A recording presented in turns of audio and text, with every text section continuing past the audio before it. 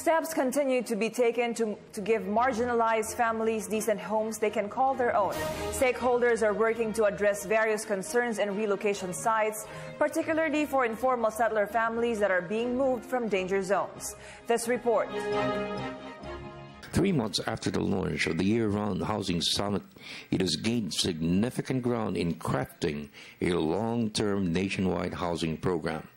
House Committee Chairman on Housing and Development Congressman Albi Benitez has seen the convergence of all stakeholders from the national government, local government units, developers, and most especially people's organizations pushing for a decent home for every family, most the marginalized sectors. The main objective of the National Housing Summit is to bring the discussion of the housing sector to the national level. I think we have done that. If you can see how much our technical working group is being attended, our joint session is being attended, there is a convergence of all the stakeholders right now, and they're passionately discussing the issues that they see pertaining to the housing sector. So as far as the objective of having it to bringing the discussion to the national level, I think we have achieved that.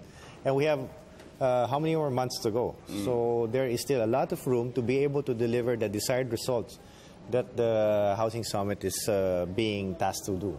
In today's sessions of the summit, focus has been given to concerns of informal settlers, especially those living in danger zones. It has been the policy of the Aquino government to resettle families to safer ground. The government has adopted a two-pronged strategy, in-city and off-city. In the informal settlers, I think government must have a paradigm shift in how to treat them. They should look at this sector as where government must intervene, right? And look at the housing sector not as a result of economic development, but as an input for economic progress. So in other words, if you develop, the housing sector will, the problems with the housing sector will disappear. Actually, no.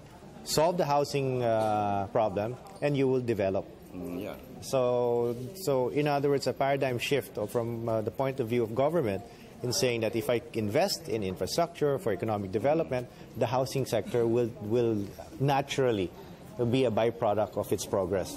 50 billion pesos has been allocated for the massive resettlement program. So far, 120,000 families counted to be in danger zones. More than half have been transferred to safer grounds by the National Housing Authority.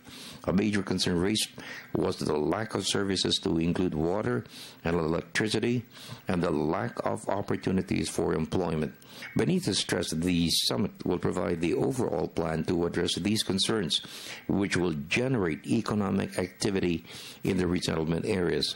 Benitez said the success of the relocation program will serve as a template to cover other areas in the country where families in danger zones will be resettled. Anytime you bring them these resettlers out of the urban centers, you are actually depriving them of livelihood. So the basic concept is really to provide in-city development, in-city programs, so that they are close to work, right? But on top of it, we do not congest urban centers. We have to create a mass transit system and network to be able for the urban cities to decongest and allow people to go in and out of the urban cities with ease, and dapat nga mas mura pa eh. For the People's Television Network, this is Freddie Abando reporting.